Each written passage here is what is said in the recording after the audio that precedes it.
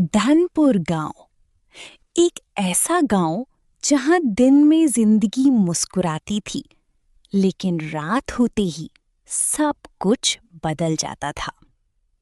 सुबह होते ही गांव के लोग अपने अपने काम में लग जाते।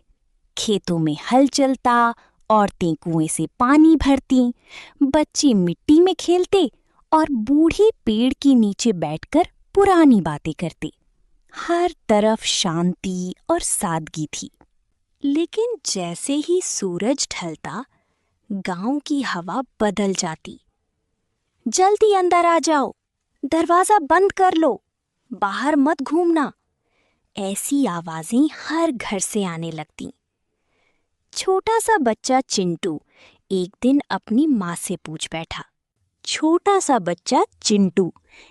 दिन अपनी माँ से पूछ बैठा। माँ, हम रात को बाहर क्यों नहीं खेल सकते? माँ ने घबराकर दरवाजा बंद किया और धीरे से बोली, बस जो कहा है वही करो, रात अच्छी नहीं होती यहाँ। चिंटू समझ नहीं पाया, लेकिन माँ की आंखों में जो डर था वो उसने पहली बार देखा। गांव में कोई खुलकर कुछ नहीं कहता था, लेकिन हर किसी को पता था कि कुछ तो गलत है। पिछले कुछ महीनों में कई अजीब घटनाएं हुई थीं। पहले तो बस जानवर गायब होने लगे। रामू की बकरी, शंकर की गाय और कालू का कुत्ता। लोगों ने सोचा शायद कोई जंगली जानवर होगा। लेकिन फिर एक रात रामू किसान अपने खेत से वापस नहीं लौटा। सुबह उसकी पत्नी रोती हुई पूरे गांव में घूम रही थी। किसी ने मेरे रामू को देखा है क्या? गांव वाले इकट्ठा हुए और उसे ढूंढने निकल पड़े। खेत के पास पहुंचते ही सबके कदम रुक गए। मिट्टी पर गहरे निशान थे, जैसे किसी बड़े जानवर के पंजे। और थोड़ी दूर पर रामू की फटी हुई चप्पल पड़ी थी। सन्नाटा छा गया। ये कोई साधारण बात नहीं है, किसी ने धीरे से कहा।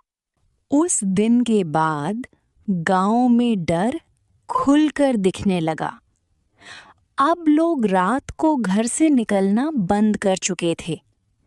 हर घर के बाहर आग जलाई जाती ताकि रोशनी बनी रहे। लेकिन डर वो रोशनी से नहीं भाग रहा था। एक रात मोहन और उसका दोस्त सोहन घर के बाहर बैठे थे। तुझे नहीं लगता कुछ गड़बड़ है? सोहन ने पूछा। मोहन ने हंसने की कोशिश की। अरे कुछ नहीं, लोग बस डर रही हैं। तभी झाड़ियों में सरसराहट हुई। दोनों चुप हो गए। सुना तूने? सोहन ने धीरे से कहा। मोहन ने ध्यान से देखा, लेकिन अंधेरे के अलावा कुछ नहीं था। शायद हवा होगी, उसने कहा। लेकिन तभी दो चमकती आंखें अंधेरे में दिखाई दीं। दोनों के शरीर में जैसे करंट दौड़ गया। भाग!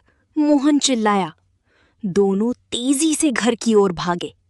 पीछे से किसी के दौड़ने की आवाज आ रही थी, भारी, तेज, डरावनी, जैसे कोई उनका पीछा कर रहा हो। वे किसी तरह घर के अंदर घुसे और दरवाजा बंद कर लिया। बाहर कुछ देर तक खरोंचने की आवाज आती रही। फिर सब शांत हो गया। अगली सुबह पूरे गांव में हलचल थी। मोहन ने सबको रात की घटना बताई। वो कोई इंसान नहीं था, उसने कांपती आवाज में कहा। उसकी आंखें जानवर जैसी थीं। गांव के लोग चौपाल पर इकट्ठा हुए। हर किसी के चेहरे पर डर साफ दिखाई दे रहा था। तभी गांव के सबसे बुजुर्ग हरिराम दादाजी धीरे धीरे आगे आए। मैं कुछ कहना चाहता हूं, उन्होंने कहा। सब चुप हो गए। जो कुछ हो रहा है वो नया नहीं है, उन्होंने गहरी आवाज में कहा। मैंने ये पहले भी देखा है, बहुत साल पहले। सबकी नजरें उन पर टिक गईं। तब मैं जवान था, दादाजी ने कहना शुरू किया, और ये जंगल इतना शांत नहीं था। यहाँ एक भेड़िया रहता था, लेकिन वो अकेला नहीं था, उसका पूरा झुंड था। वे जंगल में ही रहते थे और जानवरों का शिकार करते थे। इंसानों से उनका कोई लेना देना नहीं था। लेकिन एक दिन दादाजी की आवाज भारी हो गई। कुछ शिकारी आए। उन्होंने पूरे झुंड को मार डाला। बस एक भेड़िया बच गया। वो सबसे ताकतवर था। गांव में सन्नाटा छा गया। अपने परिवार को खोने के बाद दादाजी बोले, वो भेड़िया बदल गया। पहले उसने जानवरों पर हमला किया, फिर धीरे धीरे इंसानों पर। वो बहुत चालाक था। वो अंधेरे का इस्तेमाल करता और किसी को पता भी नहीं चलता कि वो कब आता और कब चला जाता। लोग कहते थे कि उसकी आंखें आग की तरह चमकती हैं। मोहन अचानक बोल पड़ा, मैंने वही आंखें देखी थीं। सबकी सांसें रुक गईं। डर का सच सामने आता है। अब किसी को कोई शक नहीं था। गांव में जो हो रहा था वो उसी आदमखोर भेड़िए का काम था। लेकिन वो इतने साल बाद वापस क्यों आया? किसी ने पूछा। दादाजी ने धीरे से कहा, क्योंकि हमने उसके जंगल में दखल दिया है। हमने पेड़ काटे, उसका इलाका छोटा कर दिया। अब वो भूखा है और गुस्से में भी। एक और हमला। उसी रात गांव में फिर से सन्नाटा था। सब लोग अपने अपने घरों में बंद थे। तभी एक जोरदार चीख सुनाई दी, बचाओ! ये आवाज कालू के घर की तरफ से आई थी। लोग डर के मारे बाहर नहीं निकले, लेकिन खिड़की से झांकते रहे। अंधेरे में एक साया तेजी से भागता दिखा और फिर सब शांत। अगली सुबह कालू भी गायब था। अब गांव पूरी तरह डर में जी रहा था। मोहन का फैसला। मोहन अब चुप नहीं बैठ सकता था। हम ऐसे नहीं जी सकते, उसने कहा। हर दिन कोई ना कोई गायब हो रहा है। अगर हमने कुछ नहीं किया तो पूरा गांव खत्म हो जाएगा। कुछ लोग डरे हुए थे, लेकिन हम उस राक्षस का सामना कैसे करेंगे? मोहन ने दादाजी की तरफ देखा। आपको कुछ करना होगा। दादाजी कुछ देर चुप रहे, फिर बोले, सीधा मुकाबला करना बेवकूफी होगी। लेकिन अगर हम उसे फंसा लें? मोहन की आंखों में उम्मीद चमक उठी। कैसे? दादाजी ने धीरे से कहा, जाल।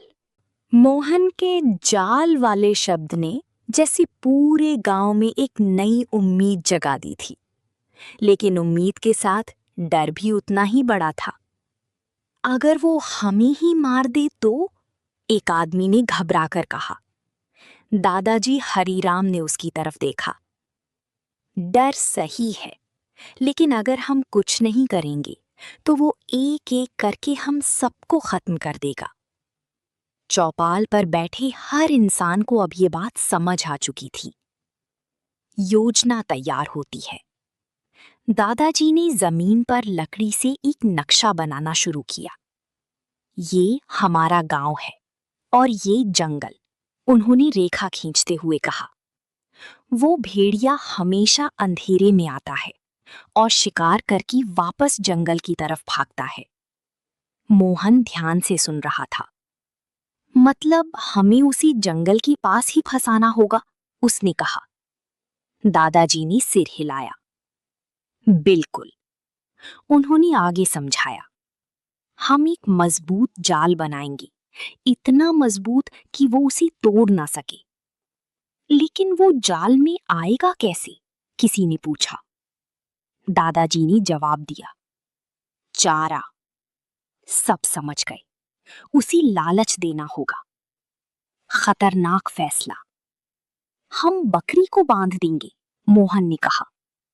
नहीं, एक बुजुर्ग औरत चिल्लाई, ये बहुत खतरनाक है। अगर भेड़िया ने जाल तोड़ दिया तो? कुछ पल के लिए सन्नाटा छा गया। फिर मोहन बोला, अगर हमने कोशिश नहीं की तो वो वैसे भी किसी ना किसी को मार देगा। अब किसी के पास कोई जवाब नहीं था। जाल बनाना। अगले दिन से ही तैयारी शुरू हो गई। गांव की सभी मर्द जंगल के किनारे इकट्ठा हुए। मोटी मोटी रस्सियां लाई गईं, मजबूत लकड़ियां काटी गईं और एक बड़ा गड्ढा खोदा गया।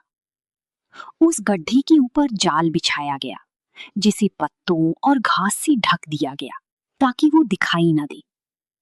बीच में एक खूंटी गाड़कर बकरी को बांधने की जगह बनाई गई। पूरा जाल इतना चालाकी से बनाया गया था कि कोई भी उसे पहचान न सके। दादाजी ने हर चीज को ध्यान से परखा। याद रखना, उन्होंने कहा, एक गलती और सब खत्म। इंतजार की रात। रात आ चुकी थी। आसमान में चांद आधा था और बादल उसे बार बार छुपा रहे थे। हवा में ठंडक थी और डर भी। बकरी को जाल के बीच में बांध दिया गया। वो बेचैन होकर मिमियाने लगी। मोहन, दादाजी और कुछ बहादुर लोग पेड़ों के पीछे छिप गए। हर किसी के हाथ में मशाल थी और दिल जोर जोर से धड़क रहा था। क्या वो आएगा?